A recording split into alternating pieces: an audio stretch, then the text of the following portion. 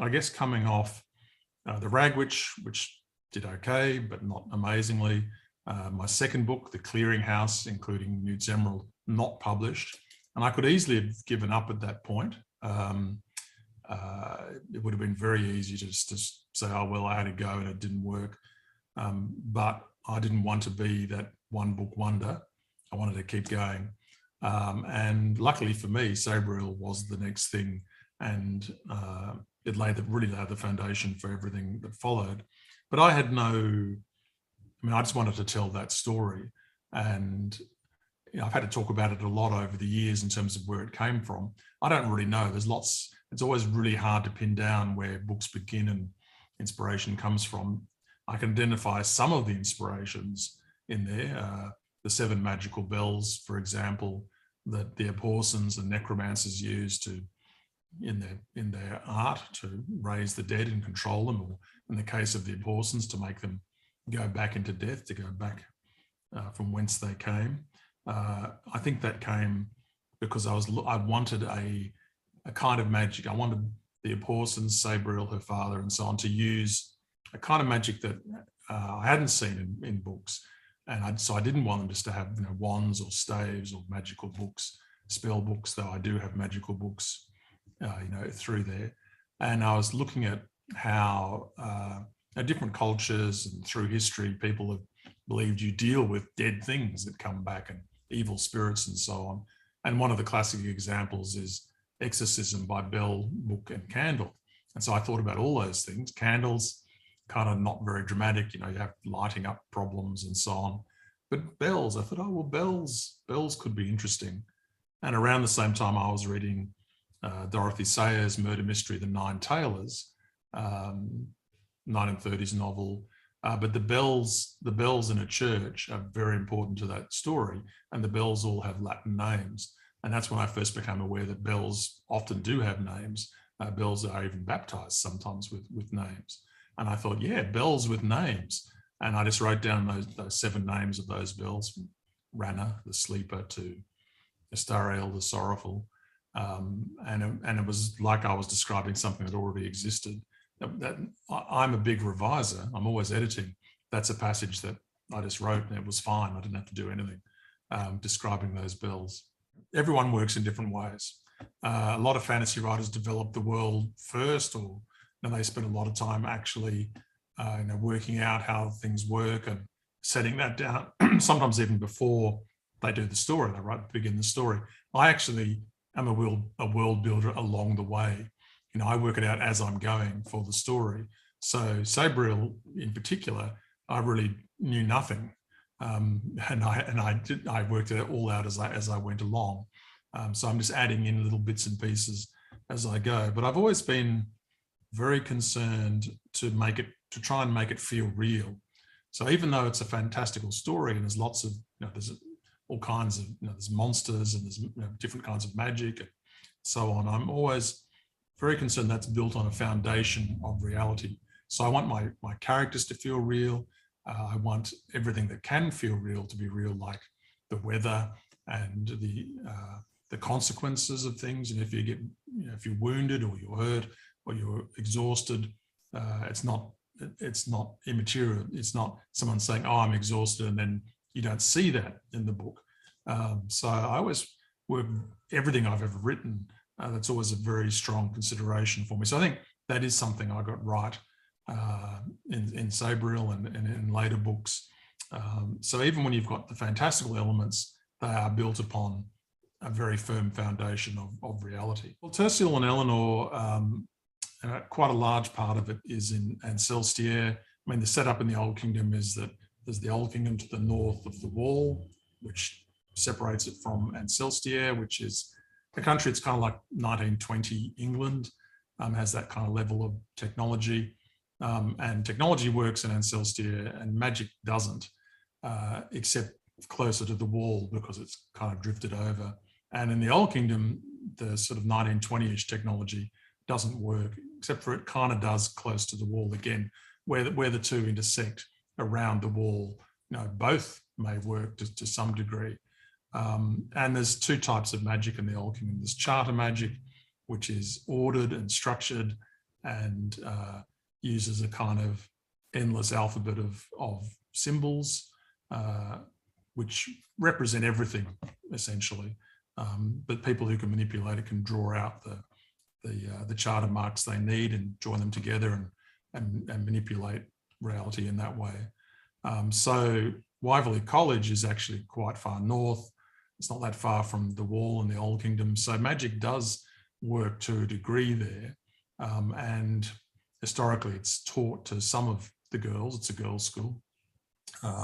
It's a boarding school. Sabriel is at least in part, a magic boarding school story before Harry Potter. I'm glad to say. It was published a couple of years before. So that's kind of fun too. I guess, again, I'm kind of blending the kind of stories that I like to a degree. I've always been fond of sort of English school stories, P.G. Woodhouse's school stories, that tradition of school stories, and then schools that teach magic. Again, before Harry Potter, there was a number, Dinah Wynne Jones, and others. So yeah, I've always enjoyed that. And I like Sabriel to some degree came about because at the same time I was also trying to work on a novel set in the First World War, which I didn't feel I was technically able to write. But some of the First World War stuff ended up in Sabriel, with the perimeter that faces the wall, which is manned by soldiers equipped with machine guns and tanks and the barbed wire and so on, which unfortunately mostly doesn't work when things come across the wall, when magic extends further south, which is kind of also representative of the futility of the First World War and generals a long, long way back, refusing to acknowledge the reality of what's going on. So that's a sort of allegorical thing, which I didn't think about at the time. It's only later I realised that, oh yeah, that's what I was doing. So I like beginning the story in Ancel, where it's kind of like 1920-ish, and there's that level of technology. And as far as most people don't believe in magic, they don't think it exists. But then when it impinges upon them, it's I've always loved that eruption of magic into otherwise normal contemporary life, which is something I come back to in my Bookseller books, The Left-Handed Booksellers of London and The Sinister Booksellers of Bath. They're all about ancient mythic forces coming into contemporary life. So I guess I'm certainly always circling back on some of the things that I love and the kinds of stories I love. So yeah, Tertial and Eleanor begins in Ancel, and with Eleanor, who has no idea about the existence of magic other than sort of as fairy stories or fables, and doesn't know her own connection to the Old Kingdom either. Which I guess again is another one of my favourite kinds of stories. The person who doesn't know their heritage or their connection or their latent talents, and is thrust into a world that they're really not ready for, but they have to rise to the occasion. Yeah, The Left-Handed Booksellers of London is my attempt to write what I've called a fantasy thriller. I love fantasy, I love thrillers. I particularly love the kind of classic thriller era of the 50s, 60s, 70s with Aston MacLean, Len Deighton, Desmond Bagley, John Le Carre, Hamid Innes.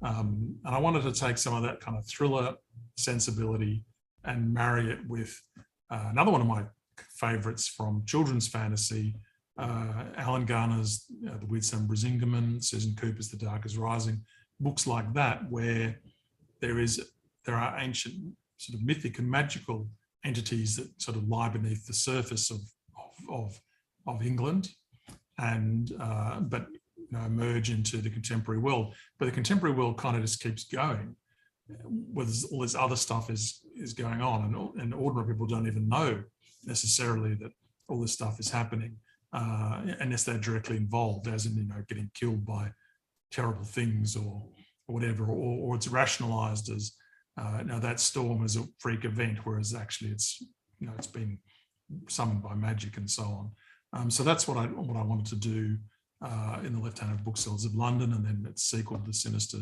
Booksellers of Bath, which just came out this year.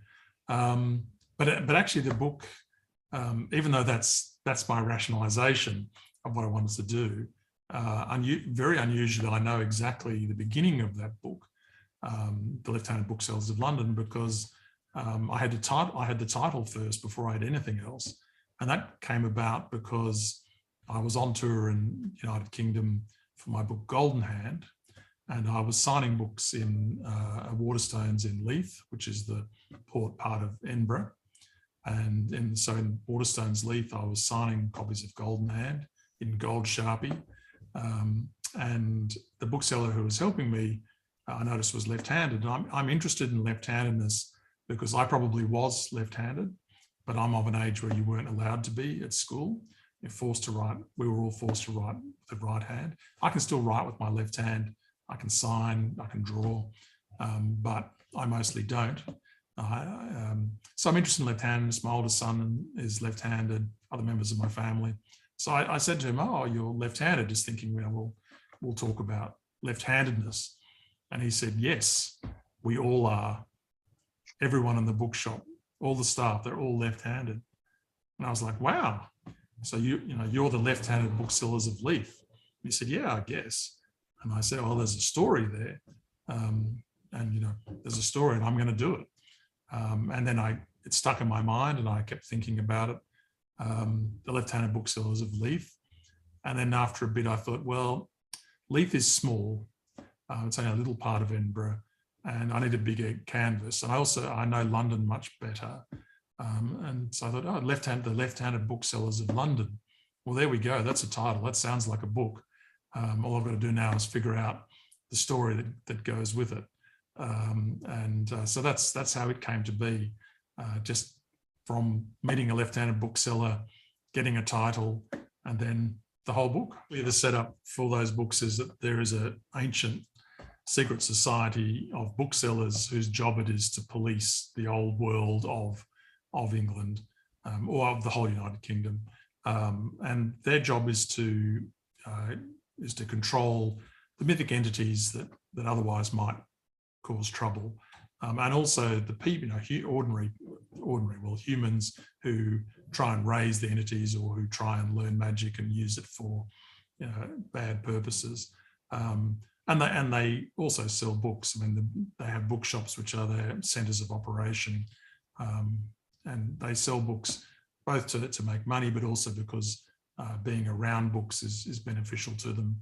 But the left-handed booksellers are the field agents. They're the ones, they're heavily armed, they're adept with all weapons. They go out and do all the fighting and active stuff. The right-handed booksellers are the controllers and researchers, but they also actually have magic of their own. The left-handed booksellers, the magic is essentially part of them. They're faster and stronger and so on. But the right-handed booksellers can actually perform magic. They can mess with people's minds. They can control the environment to some degree and so on. And then there's a very few even-handed booksellers who actually have the powers of both as well. So that's the basic setup. And the story from the left-handed booksellers is again an ordinary person being drawn into this world and discovering a connection to it. There wasn't necessarily going to be any more books after the Left-Handed Booksellers of London. I wrote it as a standalone, but I do have a natural tendency to set things up so that I could do more. I do that in short stories too, even though I always, that they're complete in themselves. An editor friend of mine said to me, your stories always feel like you could come back again, which I think is a good thing. It's something I liked myself. So Left-Handed Booksellers is complete in itself, but I did, I quite quickly thought, I do actually want to do another one. That's not what I did next, but I did Tercel and Eleanor in between. But I didn't want to come back to it. It's just a matter of finding the right story. But I knew I wanted to tell another story with those characters. I guess it's not really a spoiler to say. I mean, Susan, who is the ordinary person who discovers her connection with the old world, is still looking into that in the Sinister Booksellers of Bath. And I guess I also wanted to tell a story set in Bath. Bath's one of my favourite cities, which I visited many times, and I had a family Christmas there back just before COVID. So it was great to be back there. One of the highlights for me recently was I was on tour in the UK for Sinister Booksellers, and the last event I did was in Bath at the new Topping & Co bookshop, which is right next to the Abbey. And basically it's right next to where the story starts, the prologue for that book, which I read part of the prologue basically 100 metres away from where it took place. So that was very cool. That just felt felt very kind of weird. But in a good way. Saharoud and Mr. Fitz there, which is coming out in a couple of weeks, which is literally next, which is a collection of my stories about Saharoud and Mr. Fitz, a knight born to a society of witches who actually always only have women children, but he's the only male child, and his puppet sorcerer companion, Mr. Fitz. Saharoud's been born into a society who, despite the fact that all the kingdoms the entities that once formed the Council for the Treaty for the Safety of the World have all kind of vanished, the Council is still operating, and they're still sending their agents out to rid this sort of Baroque fantasy, swords and sorcery, gunpowder and sorcery kind of world of inimical godlets. So Saharoud and Mr. Fitz are agents of the Council, and so their job is to get rid of inimical gods and godlets that are causing trouble. That's a series of stories about those two guys who are travelling this Baroque world and sort of constantly getting into trouble. And Saharoud's always wanting to kind of stop doing this and settle down. He's very unlucky in love. And Mr. Fitz, most sorceress puppets are entertainers and people aren't afraid of them. These little self-willed puppets that play music and entertain. So they think he's one of them, but he isn't. He's an ancient sorcerer of really immense power who uses sorcerer's needles to unstitch the world. That's how he gets rid of godlets. And is also immensely strong and very deft with a very small knife. The two of them sort of ill-matched adventurers, I guess. And it's very much in the tradition of Fritz Leiber's Fafard and the Grey Mouser, but also other Don Quixote and Sancho Panza going further back to Cervantes and so on. They're all stories that have been previously published with a 9th news story just for this collection, but they've never all been together. There's 8 stories and they've appeared in all kinds of different books, anthologies edited by people like George R.R. Martin, who gave me a fantastic quote for this book, which was very kind of him. Thank you, George. And also the other editors who worked on the stories, like Jeff Vandermeer and Anne Vandermeer, Jonathan Strawn. They've all been very gracious about how much they loved these two characters and these adventures. So that's literally out in the 3rd week of August. So it's great to have all of them together, all those stories together. Saharoud and Mr. Fitz, stories of the Witch Knight and the Puppet Sorcerer. So that is literally next.